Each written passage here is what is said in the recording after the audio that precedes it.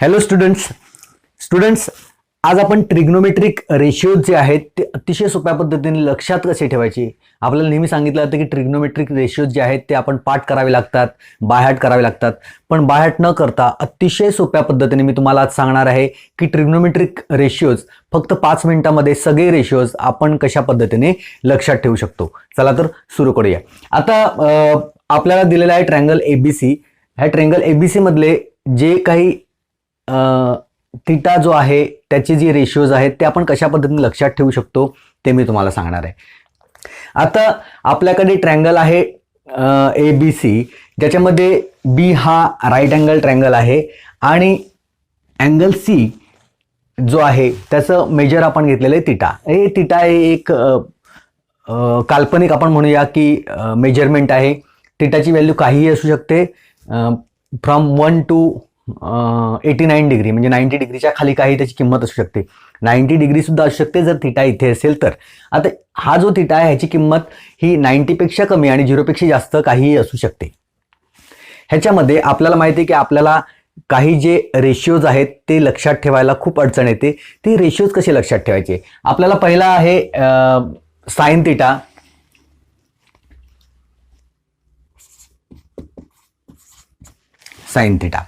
Sine theta बरोबर काय, तर साइन थीटाची किंमत व्हॅल्यू काढताना, रेशो लिहिताना एक गोष्ट लक्षात ठेवायची आहे.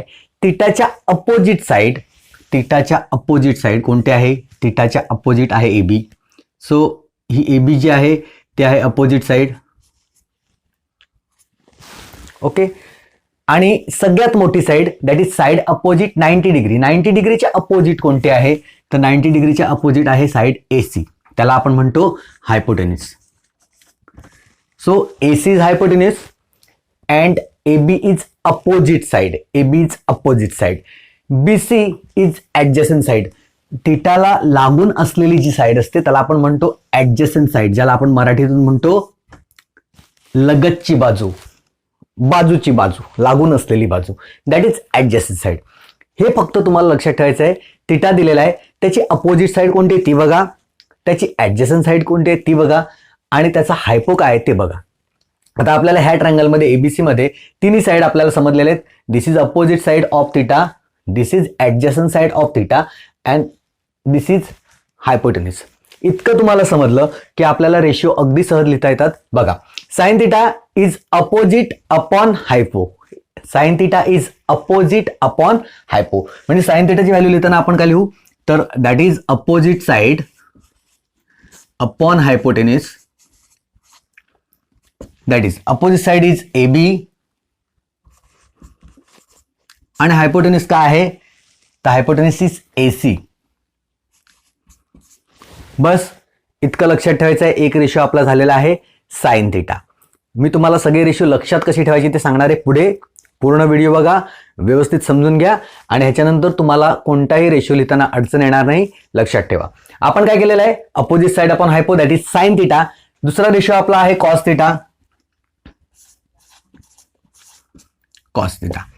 आता साइनला आपण अपोजिट अपॉन हायपो लिहिलं, कॉसला ऍडजसंट अपॉन हायपो लिहायचं.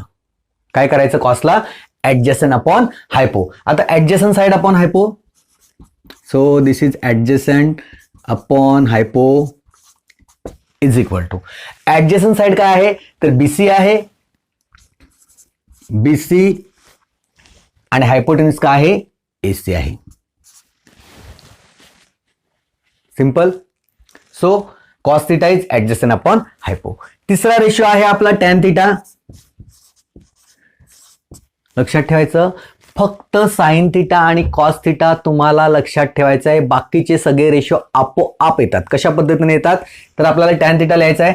टॅन थीटा इज काय लिहायचं, तर sine upon cos. Sine upon cos. Sine theta upon cos theta is tan theta.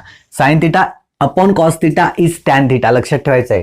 हे पहिले दोन रेशिओ लिहिलेत, त्याच्या खाली जर आपण अशी लाईन लिहिली, so sine theta upon cos theta is equal to opposite upon hypo, adjacent upon hypo is equal to AB upon AC, BC upon AC. समजा आपण असं लिहिलं तर AC will get cancelled, AC cancel होईल आणि उरेल काय, तर वर AB आणि खाली बी सी. जर अशा पद्धतीने आपण रेशो लिहिला तर काय होणार आहे, वर ए बी खाली बी सी, ए सी आणि ए सी कॅन्सल होईल. तर हा रेशो जो येतो तो नीट बघून घ्या, A B divided by B C. आता डायग्रामकडे बघा, तर रेशो काय आला आपला, A B divided by B C, A B upon B C, that is opposite upon adjacent. Opposite upon adjacent. A B काय आहे तर अपोजिट आहे of theta and B C काय आहे तर adjacent side of theta, that is adjacent side. अगदी सोपं आहे बघा. आपण साईनचा रेशो लिहिला, कॉसचा रेशो लिहिला, tan is equal to sine upon cos, आणि साइन अपॉन कॉस केल्यानंतर आपल्याला समजलं की sine upon cos is opposite upon adjacent. लक्षात ठेवा, हे 3 रेशो जर तुम्हाला नीट कळले तर उरलेले 3 रेशो आपण काहीही न करता लिहू शकतो. त्यासाठी एक छोटीशी ट्रिक मी तुम्हाला सांगणार आहे. लक्षात ठेवायचं आहे की रेशो लिहिताना त्यांचा जो क्रम आहे तो कसा लिहायचा. आपल्या टेक्स्टबुकमध्ये जो क्रम दिलाय तो थोडासा कन्फ्यूज करणार आहे. तर आपण लक्षात ठेवण्यासाठी कसा लिहायचा, तर साइन कॉस टॅन, त्याच्यानंतर लिहायचा कॉट, कॉट थीटा. ओके. आता टॅन आणि कॉट हे नेहमी एकमेकांच्या विरुद्ध असतात, एकमेकांचे दुश्मन आहेत. ते एकमेकांची व्हॅल्यू उलटी करून टाकतात. टॅन आणि कॉट हे नेहमी एकमेकांची व्हॅल्यू जी आहे ती उलटी करून टाकतात. म्हणजे काय करतात, ते एकमेकांची व्हॅल्यूची रेसिप्रोकल घेतात नेहमी, टॅन आणि कॉट. बरोबर. आता टॅनची व्हॅल्यू आपल्याकडे आहे sine upon cos, that is A B upon B C, that is opposite upon adjacent. तर कॉटची व्हॅल्यू काय असेल तर कॉस अपॉन साइन, उलट करतं ते नेहमी, that is cos theta upon sine theta. म्हणजेच काय, ए बी अपॉन बी सी आलं ते काय होणार, बी सी अपॉन ए बी. लक्षात ठेवा, फक्त उलट करायचं आहे.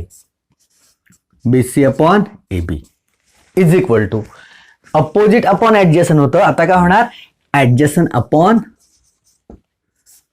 अपोजिट. बघा, मी काहीही पाठ केलेलं नाही, तुम्ही सुद्धा काहीही पाठ करू नका, बायहाट करायची काही गरज नाही. फक्त लक्षात ठेवायचं, बघा टॅनचा टी पहिला आहे, कॉटचा टी शेवटी आहे. टॅन आणि कॉट दोनच रेशोमध्ये टी आहे, टॅनमध्ये टी आहे, कॉटमध्ये टी आहे, दोनच रेशोमध्ये टी आहे.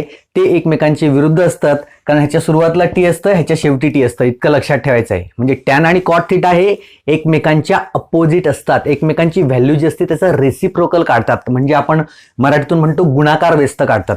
म्हणजे आपण टॅन आणि कॉटचा मल्टिप्लिकेशन केलं तर त्याची व्हॅल्यू नेहमी 1 येणार आहे.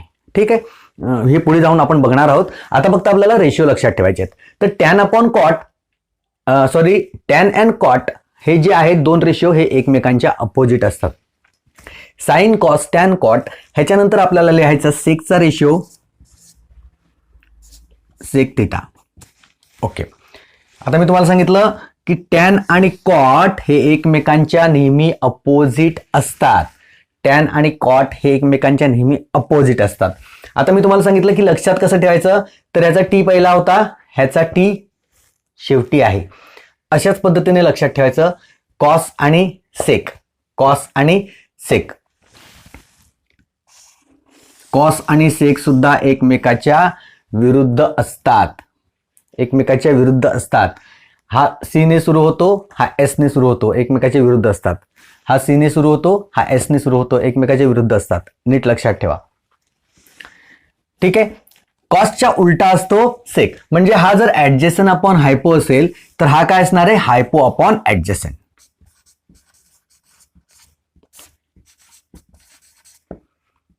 सिंपल आहे. म्हणजे हा काय होता, ऍडजसंट अपॉन हायपो, हा आहे हायपो अपॉन ऍडजसंट. हा होता बीसी अपॉन एसी, हा असणार आहे एसी अपॉन बीसी. फक्त उलट लिहायची किंमत,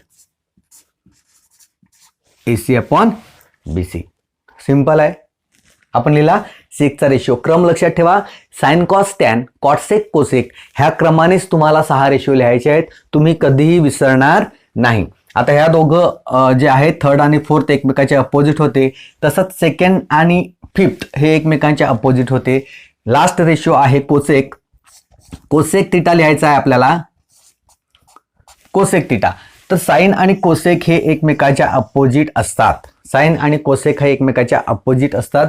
बघा मी इकडे तुम्हाला सांगितलं हा सी ने सुरू होतो, हा एस ने सुरू होतो अपोजिट, हा एस ने सुरू होतो, हा सी ने सुरू होतो अपोजिट.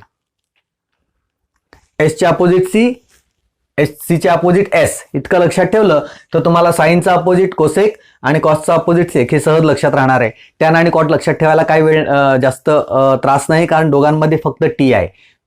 कॉटमध्ये आणि टॅनमध्येच टी आहे सगळ्या रेशोमध्ये, तर ते तुमच्या सहज लक्षात राहील. फक्त लक्षात ठेवताना हे लक्षात ठेवायचं आहे कॉस आणि सेक, म्हणजे आता कॉस आणि कोसेक हे सी ने सुरू होतात, एकमेकाचे अपोजिट नाही. लक्षात ठेवा, हा सी ने सुरू होतो, हा एस ने सुरू होतो अपोजिट, हा एस ने सुरू होतो, हा सी ने सुरू होतो अपोजिट, इतकं लक्षात ठेवा. Cosec theta is opposite of sine theta. आता अपोजिट अपॉन हायपो ह्याला लिहिलं तर आपण ह्याला लिहिणार hypo upon opposite is equal to, म्हणजे याला आपण एबी अपॉन एसी लिहिले, ह्याला आपण एसी अपॉन एबी लिहिणार. अशा पद्धतीने 6 रेशो जे आहेत ते आपण सहज लक्षात ठेवू शकतो, काहीही पाठ न करता, काहीही बायहाट न करता.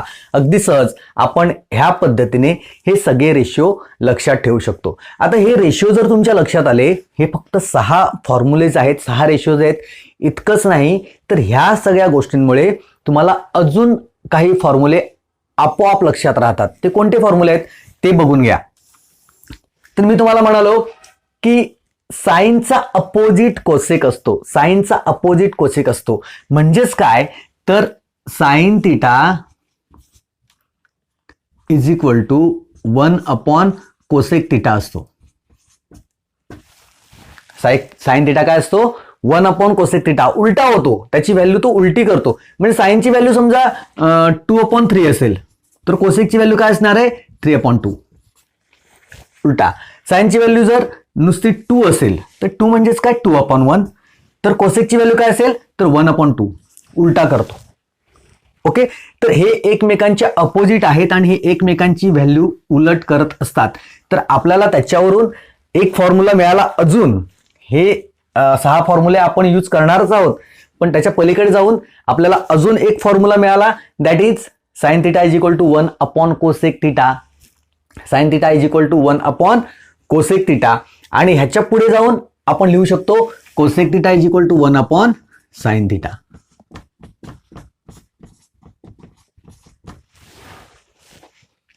Okay, sine theta is equal to 1 upon cosec theta, cosec theta is equal to 1 upon sine theta. Same cos theta, cos theta is equal to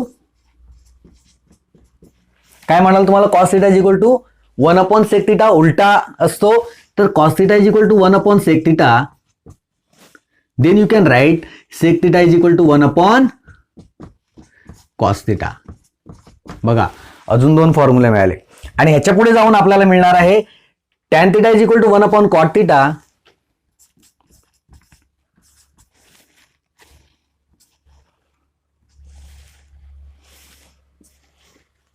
tan theta is equal to 1 upon cot theta आणि cot theta is equal to 1 upon tan theta. बघा, तर अशा पद्धतीने ह्या 6 रेशोना जर नीट समजून घेतलं तर उरलेले जे 6 फॉर्म्युले आहेत ते अशा पद्धतीने आपण अगदी सहज लिहू शकतो, आणि ह्यांना आपण ट्रिग्नोमेट्रिकची जी सम सॉल्व करतो तेव्हा सहज यूज करून आपले आन्सर फाइंड करू शकतो. परत तुम्हाला सांगतो की तुम्हाला फक्त लक्षात ठेवायचं आहे थिटाची अपोजिट साइड कोणती आहे, ॲडजसंट साइड कोणती आहे, हायपो कोणता आहे, आणि त्याच्यावरून हे सगळे रेशो आपण अगदी सहज लक्षात ठेवू शकतो, आणि हे यूज करून आपण सगळ्या प्रकारची जी सम्स आहेत ट्रिग्नोमेट्रीमधली ती बऱ्याच प्रमाणात सॉल्व करू शकतो. ह्याच्या पुढचा भाग आपण पुढच्या लेक्चरमध्ये घेणार आहोत. आपण एक्सरसाइजला सुरुवात करणार आहोत. अजून कोणी जर चॅनलला सबस्क्राईब केलं नसेल तर कृपया सबस्क्राईब करा. व्हिडिओ आवडला असेल तर कमेंट करून सांगा, लाईक करा, मित्रांमध्ये शेअर करा, आणि जास्तीत जास्त स्टुडंटपर्यंत पोहोचवण्याचा प्रयत्न करा. भेटूया पुढच्या व्हिडिओमध्ये. तोपर्यंत जय हिंद.